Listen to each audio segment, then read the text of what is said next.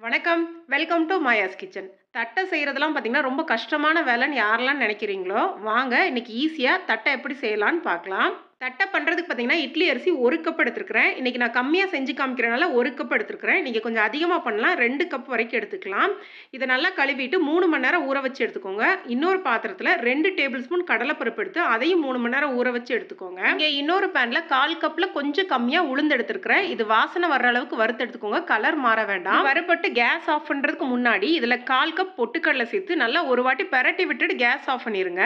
பொட்டுக்கடலை ரொம்ப வறுபட வேண்டாம். அதே மாதிரி அளவு பார்த்தீங்கன்னா 1 கப் அரிசி எடுத்துருக்கோம். அதுக்கு 1/4 கப்ல கொஞ்சம் கம்மியா உளுந்தும் 1/4 கப் பொட்டுக்கடலை எடுத்துக்கோங்க. இது நல்லா மிக்ஸி ஜார்ல போட்டு பவுடர் பண்ணி சலிச்சு ரெடி பண்ணி எடுத்துக்கோங்க. கடலைப்பருப்பு பார்த்தீங்கன்னா நல்லா ஊறிடுச்சு. கடலைப்பருப்புல தண்ணி சுத்தமா இருக்கக்கூடாது. அதனால துணியில சுத்தி ஒரு 10 நிமிஷத்துக்கு இப்படியே வச்சிருங்க.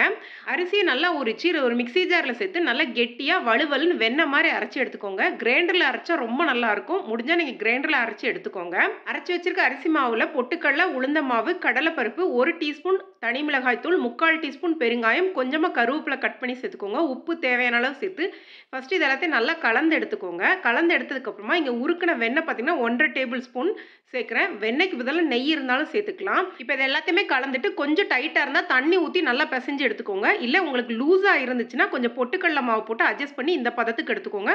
உளுந்த மாவு சேர்க்கக்கூடாது. தனி பொட்டுக்கடலை மாவு தான் சேர்த்து அட்ஜஸ்ட் பண்ணணும். மாவோட பதம் பார்த்தீங்கன்னா சப்பாத்தி மாவோட கொஞ்சம் லூஸாகவும் அதே நேரத்தில் முறுக்கு மாவோட கொஞ்சம் டைட்டாகவும் இருக்க மாதிரி பிசைஞ்சுக்கோங்க.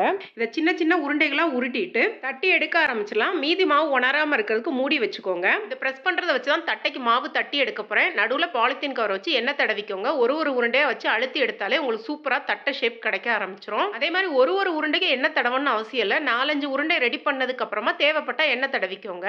இங்க ஒரு பாலித்தீன் கவர்ல கொஞ்சமா எண்ணெய் தடவி நம்ம ரெடி பண்ணி வச்சிருக்க தட்டையெல்லாம் அடுக்கி வச்சுக்கலாம். பாலித்தீன் கவர் விருப்பம் இல்லைன்னா துணியில இந்த மாதிரி கூட நீங்க அடுக்கி வச்சுக்கலாம். இங்க எண்ணெய் காஞ்சிருச்சு. இந்த மாதிரி ஒண்ணா எடுத்து எண்ணெய்க்குள்ள போட்டு எடுத்துக்கலாம். எண்ணெய் நல்லா சூடா இருக்கணும்.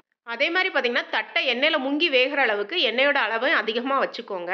எண்ணெயில் போட்டையும் கரண்டி வச்சு கிளறி விடாதீங்க. கொஞ்சம் 1 நிமிஷம் கழிச்சு லைட்டாக எண்ணெயில் இந்த மாதிரி அழுத்தி விட்டுக்கோங்க. கொஞ்சம் ஒரு சைடு வெந்ததுக்கு அப்புறமா இதை திருப்பி விட்டுக்கலாம். இந்த மாதிரி பெரட்டி விட்டாலே 2 பக்கம் உங்களுக்கு வெந்து பொன்னிறமாக கிடைக்க ஆரம்பிச்சிடும். எண்ணெயோட சலசலப்பு அடங்கினதுக்கு அப்புறமா எண்ணெயிலேருந்து தட்டையெல்லாம் எடுத்துடலாம். தட்டை பண்ணுறதுக்கு பார்த்தீங்கன்னா நம்ம ஒருத்தராக பண்ணாமல் 2 பேர் சேர்ந்து பண்ணும்போது ஈஸியாக வேலை முடியும். பண்டிகை காலங்களில் அதிக அளவு பண்ணுவோம் பார்த்தீங்களா, அதுக்கு நீங்கள் 2 பேர் சேர்ந்து பண்ணிங்கன்னா ரொம்ப ஈஸியாக இருக்கும். எந்த அளவு மொறுமொறுன்னு இருக்குன்னு பாருங்கள். அதே நேரத்தில் டேஸ்ட் ரொம்ப சூப்பராக இருக்கும். இந்த தீபாவளிக்கு இந்த தட்டை ரெசிபியை ட்ரை பண்ணி பார்த்துட்டு கமெண்ட் பண்ணுங்கள். வீடியோ பிடிச்சிருந்துச்சுன்னா லைக் பண்ணுங்கள், ஷேர் பண்ணுங்கள். நன்றி, வணக்கம்.